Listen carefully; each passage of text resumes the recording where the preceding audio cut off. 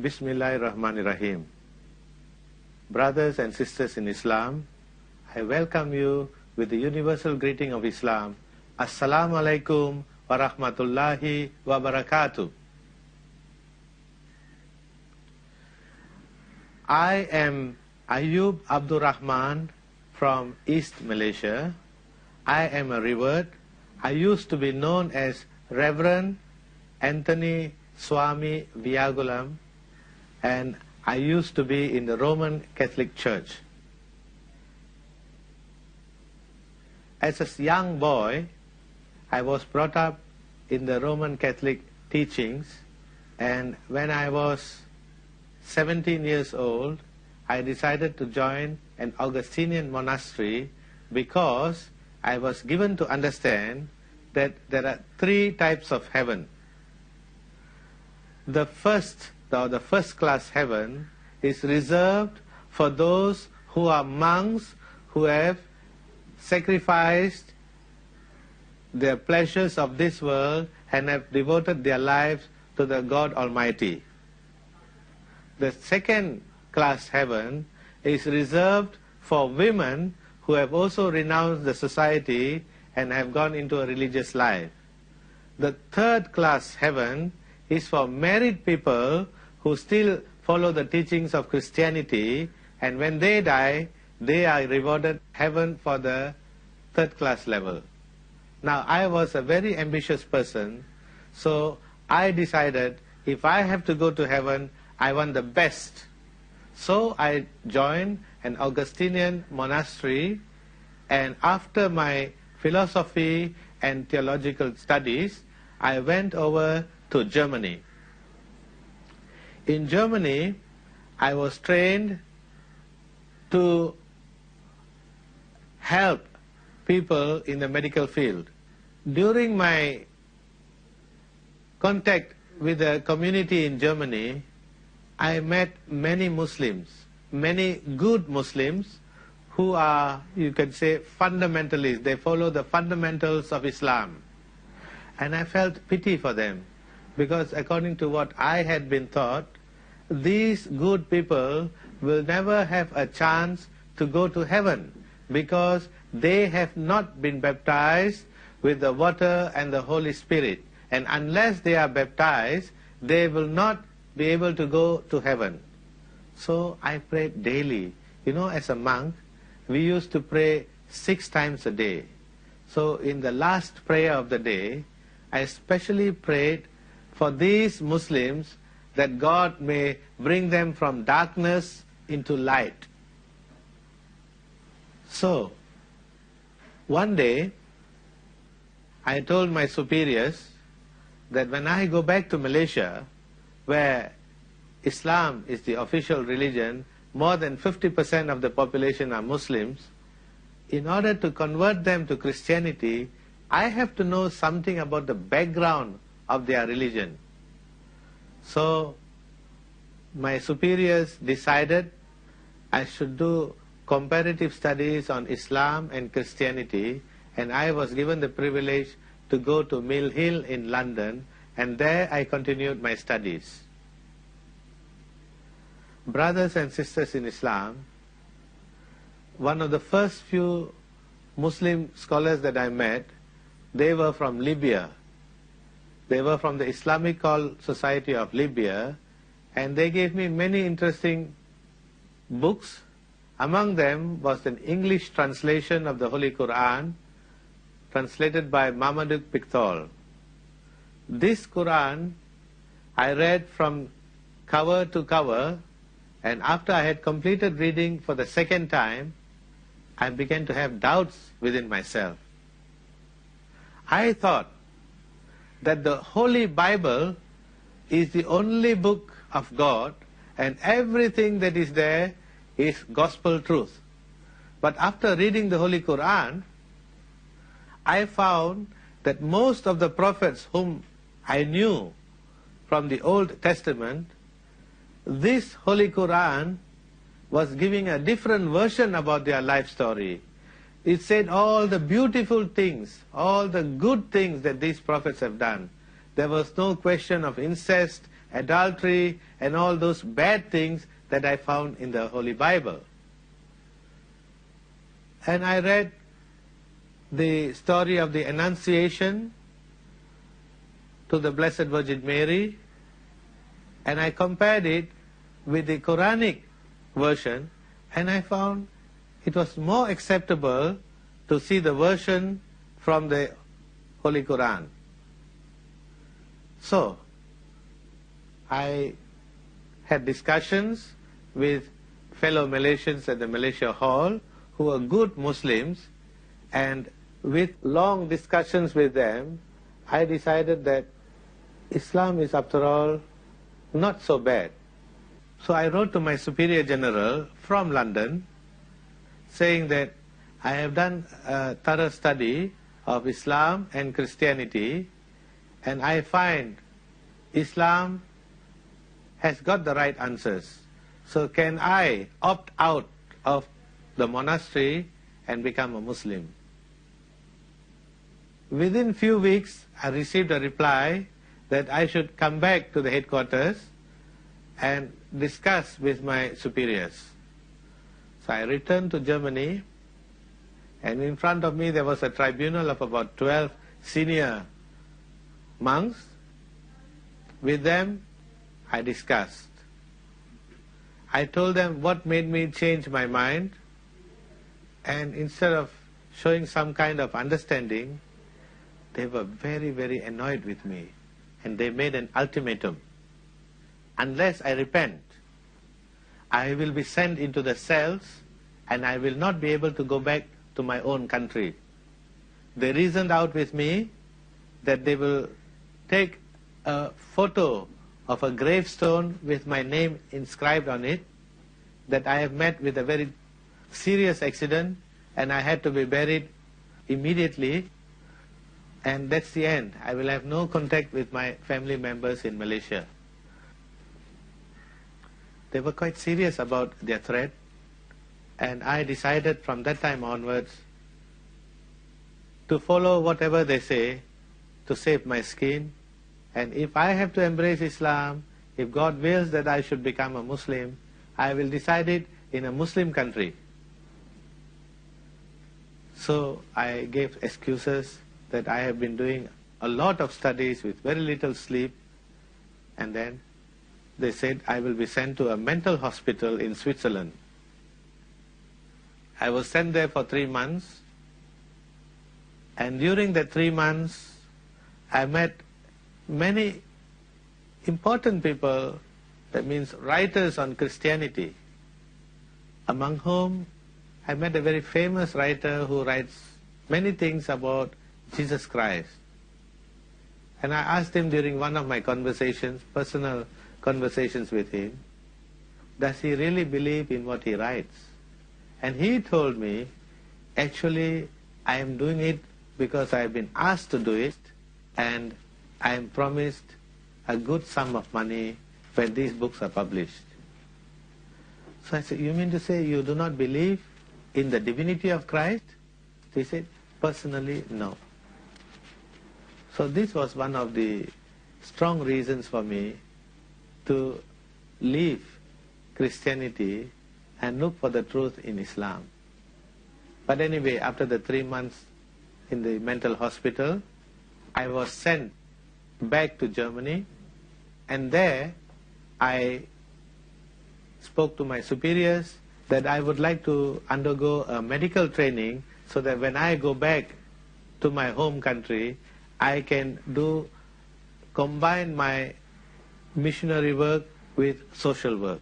So I was sent to Cologne, and at the Caritas Institute I took up a course on medical lab technology. At the end of the training, I was told by my superiors to learn a little bit of Portuguese language because they have decided that I should go to Brazil.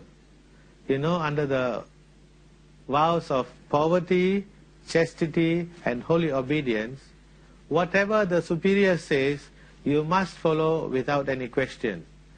Poverty means that for as long as you are in service with them, you do not get any form of compensation, no financial compensation. But everything that you need, the basic needs are given to you. And chastity means for the rest of my life, I will not get married. Now, in those days, the earlier days when I was in the monastery, I thought that is the best thing to go to the first class heaven. But after reading the Quran and seeing the false teachings in the Bible, I decided otherwise. But I had to follow whatever instructions came from the superiors. So I went to study Portuguese language. I was very sad. I thought I will never ever be able to go to a Muslim country and embrace Islam. But God has His way. About 2 weeks after the instruction was given that I will be going to Porto Alegre in Brazil, a telegram came from Ipoh, Perak, saying that the monk who was in charge of a new hospital had fallen down from the staircase and broken his arm. And he will be sent back to Germany, and as a replacement, within 24 hours, someone else has to be sent back to Ipoh to work in that hospital. The only choice they could think of at that time was me. Finally, Alhamdulillah, God had answered my prayer. So I was sent back to Malaysia instead of Brazil, and there I did not know how to go about to become a Muslim. I was in this monastery in Ipoh, so it took me some time, and once I contacted a Muslim convert by the name of Jakob Scholler, also a German. I told him of my personal wishes, and he introduced me to the first Prime Minister of Malaysia, the late Tunku Abdul Rahman, and gave me the Holy Quran. But still I was not guided on how to go about to embrace Islam. Once I had plucked enough courage, I spoke to the regional superior for Asia, and I mentioned to him of my wishes to leave the monastery and become a Muslim. He said, this is a very serious decision. I have to put it in writing and address to the Superior General. So I followed his instructions and wrote a letter to the Superior General of the Augustinian Monastery.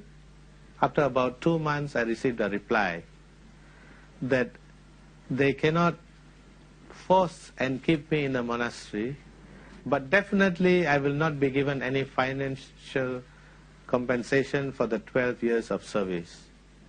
So I left the monastery and went home. When I went home, I thought my parents would have more understanding and will receive me with open arms. I was mistaken. My mother was not at all happy that I had left the monastery, a secure place, to become a Muslim. She said, what is so good about the Malay community? In Malaysia, Islam is always thought of as the religion of the Malay community. So if a Malay does not live a good life, they say Muslims are no good. So we have black sheep everywhere in every society.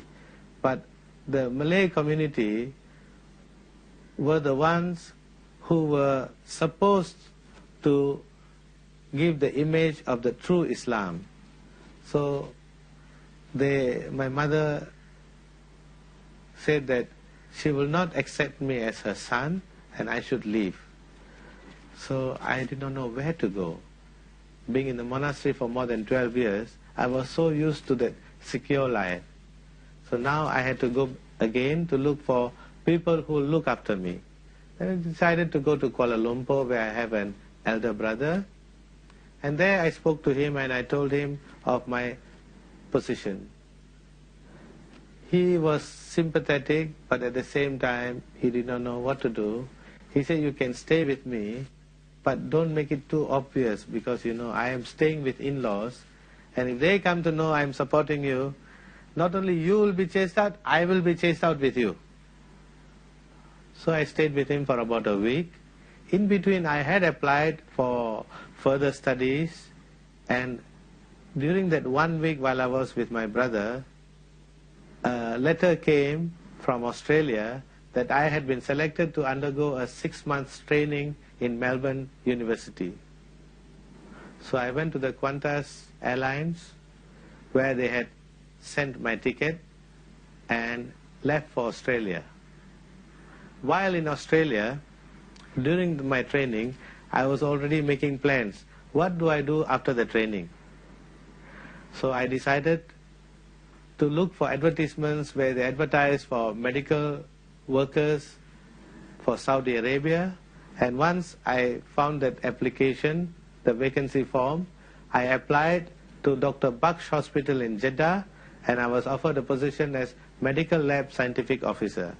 So I decided to come back to Malaysia after the 6 months training, and I embraced Islam in Malaysia at the residence of the Chief Minister of Sarawak, and after 3 days left for Jeddah to work in a medical center. During this time, I made several trips to Mecca, made my Umrah, came to know more about Islam, and after the contract of 2.5 years, I was invited back to Sarawak to set up a medical center in Kuching. The Chief Minister also advised me to get married because I'm no more a monk. But unfortunately, in the 12 years as a monk, nobody taught me how to date. So I did not know how to go about choosing a life partner. Usually in our Indian custom, it is customary that the parents look for a bride. But in my case, my parents were against my decision to become a Muslim. So they will not look for a good Muslim bride. But Allah has His ways. By accident, my conversion ceremony, the photos that were taken was published in a very leading Islamic magazine, and by accident, my wife also saw this magazine, and she said, he is a former Roman Catholic monk, a forgiver of sins, and now he has come to Islam. He must be a good person. So when we met casually through our social work, I also felt that if I have to get married, it should be somebody virtuous. Does not matter if she doesn't have wealth, if she's not very pretty, not the prettiest in the whole country, but she has virtue. So I decided to marry her, went to approach her parents. The parents were anti-Indians. They did not like Indians. So again, I had to wait. One day, the governor of Sarawak casually asked me, will I ever get married? I'm going to remain as an Islamic monk. So I told him, I want to marry local girls, but the parents don't like me. During my weekly visits to His Excellency, the Governor of Sarawak, he asked me very casually, have I found the right girl to get married? And I told him of my problems. I said, finally I have found a virtuous woman, but unfortunately her parents do not want an Indian son-in-law. He was taken aback, so he instructed one of his lady ministers to visit this home and find out what was the thing that they did not like in me. And when the minister went to visit this family, they said they had doubts whether I am a married man, perhaps I have a wife in India, perhaps I have another wife in West Malaysia, and now I have come to Kuching and asking for the hand of the one and only daughter. So the minister reassured them that I was a former Roman Catholic monk, I was never married, and I live a very good, virtuous life, and it is only fitting that if the daughter agrees that I should be married to her. So after these things were explained very nicely to my present mother-in-law, she called for a meeting of all her relatives with me, and there they started asking me whether I don't know how to recite the Fatiha, whether I pray 5 times a day, whether I know the fundamentals of Islam. And when I had answered them very correctly, then they decided on the amount of money I should spend for the wedding. When they asked for 7,000, I said, why not make it a round number, make it 10,000. They were taken aback because I had saved my money. So we decided on that day that we will spend $10,000, and we had a very simple wedding, but to make it very, very memorable, even the governor of Sarawak attended my wedding. So in 1983, 27th March, I got married to my present wife. And I have now 2 sons and work in a clinic in Kuching, but I'm doing da'wah because in the past many years as a Christian monk, I had baptized many, many thousands of non-Christians, and I've brought Christianity to them. So now, to repent for all my wrong deeds in the past, I am doing da'wah to all the rural areas in Sarawak. I wish to conclude, wabillahi taufiq wal hidayah, wassalamu alaikum wa rahmatullahi wa barakatuh.